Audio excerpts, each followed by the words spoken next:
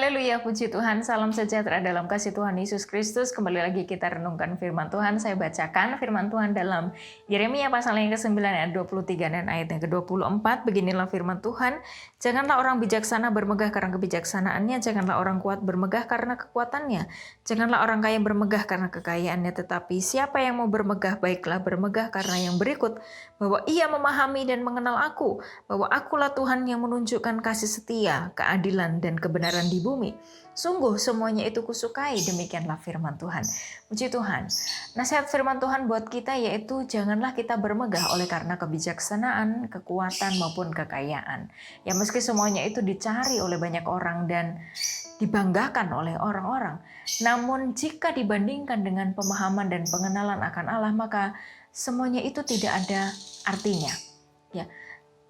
Seorang tokoh di dalam Alkitab, ya, seorang yang bernama Ayub, seorang yang saleh, seorang yang jujur, yang dikatakan oleh Allah sendiri, ya dia harus terus belajar mengenal dan memahami siapa Tuhan itu. Melalui satu peristiwa yang tidak biasa, yang kita sering lihat dalam pasal 1 dan pasal yang kedua, ya ketika semua yang dia punya hilang dalam sekejap, harta kekayaannya, demikian juga anak-anaknya semuanya mati dalam satu waktu bersamaan. Demikian juga tubuhnya mengalami sakit. Ya, namun dalam peristiwa itu dia belajar mengenal Allah. Ya, meski pada awalnya di pasal 1 dan pasal 2 dikatakan dalam firman Tuhan bahwa dia tidak berdosa dengan mulutnya dengan menuduh Allah melakukan kejahatan dalam dirinya. Namun kalau Bapak Ibu perhatikan dalam pasalnya yang ketiga sampai pasalnya yang ke-31, maka ada perubahan dalam diri Ayub. Bahwa dia mulai mengutuki hari kelahirannya. Ya, dia menganggap lebih baik bahwa dia tidak lahir ya daripada harus menghadapi masalah yang begitu berat dalam dirinya. Dan juga dia menganggap bahwa Allah berlaku tidak adil. Ya, dia menganggap bahwa Allah hendak membinasakan dia. Dan dia mulai mencari-cari alasan, ya, mengapa persoalan itu terjadi dalam dirinya. Padahal dia tidak melakukan kejahatan seperti yang dituduhkan oleh teman-teman daripada Ayub. Dan Tuhan menjawab Ayub ya, pada pasalnya yang ke-38 sampai pasalnya yang ke-41.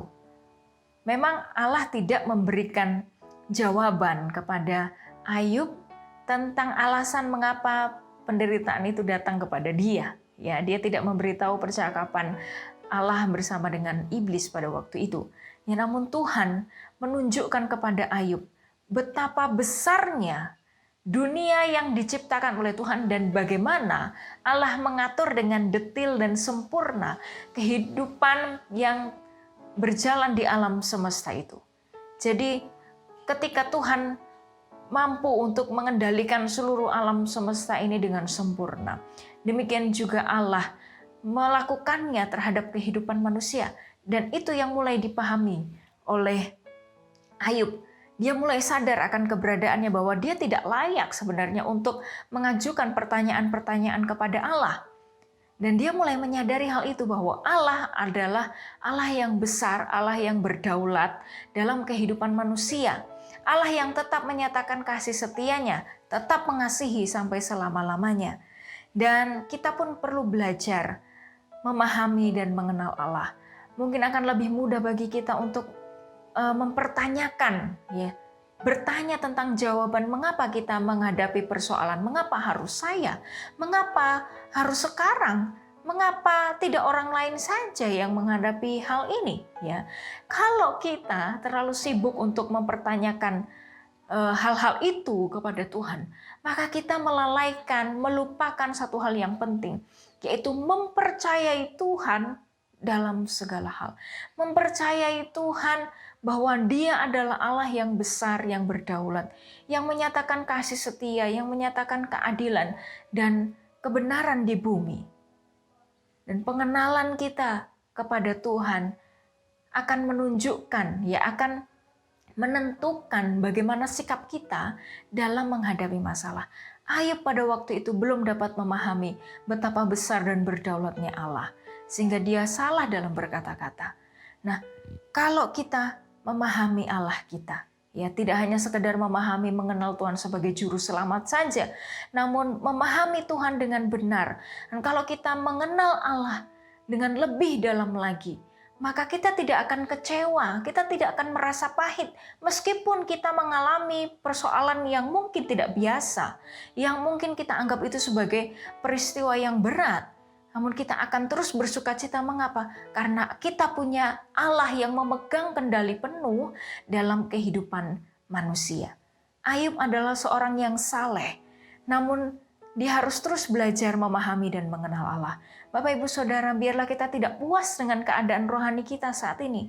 Ya, tidak menganggap bahwa kita sudah cukup rohani dalam diri kita, dalam mengiring Tuhan. Namun kita harus terus belajar mengenal dan memahami Allah. Dengan cara apa? Dengan terus kita belajar melalui firman Tuhan, membaca Alkitab kita, dan membangun persekutuan bersama dengan Tuhan. Dan juga mengalami peristiwa-peristiwa dalam kehidupan kita, baik suka maupun duka, bersama dengan Tuhan. Saya ulangi, bersama dengan Tuhan, bukan dengan kekuatan sendiri. Kita dapat mengenal seseorang, ya, baik teman ataupun pasangan kita, ya. Kalau kita menghadapi kejadian-kejadian dengan bersama-sama, maka kita akan lebih mengenal, lebih dapat memahami orang itu. Demikian juga kita, biarlah kita melewati setiap peristiwa bersama dengan Tuhan. Nah, Bapak, Ibu, Saudara yang dikasihi oleh Tuhan, pemahaman dan pengenalan akan Tuhan itu jauh lebih berharga daripada kebijaksanaan, kekayaan maupun kekuatan. Karena ketika kita lebih lagi mengenal Allah, maka kita akan semakin mengasihi Allah. Puji nama Tuhan. Biarlah hari-hari ini kita gunakan untuk lebih dekat lagi bersama dengan Tuhan, untuk kita semakin mengenal pribadinya. Dan kita akan berbangga kita memiliki Allah yang menunjukkan kasih setia, keadilan dan kebenaran di bumi. Melewati segala peristiwa, kita tidak ditinggalkan. Karena Dia adalah Allah yang setia, Dia Allah yang adil, dan Dia adalah Allah yang benar. Puji nama Tuhan. Kita akan sama-sama berdoa, bersyukur untuk firman Tuhan pagi hari ini. Bapa di dalam sorga, kami bersyukur kepadamu, Tuhan, karena kami memiliki Engkau Allah yang besar, Allah yang berdaulat atas kehidupan kami. Dan kami mau mempercayakan hidup kami kepadamu ya Tuhan, sebab Engkau tidak pernah melakukan kesalahan, dan apa yang Engkau buat, apa yang Engkau rancang Tuhan, tidak pernah gagal. Seperti halnya Ayub, Tuhan Yesus, belajar memahami Engkau. Kami pun mau belajar sehingga bukan lagi dari kata orang kami mengenal Engkau, namun kami sendiri mengalami Tuhan dalam kehidupan kami. Terima kasih Tuhan Yesus, mampukan kami melakukan firman-Mu sehingga dalam kehidupan kami nama Tuhan dipermuliakan dan ditinggikan. Puji nama Tuhan, kami bersyukur dan naikkan doa sembahyang kami dalam nama Tuhan Yesus Kristus kami berdoa. Haleluya. Amin. Puji Tuhan. Haleluya.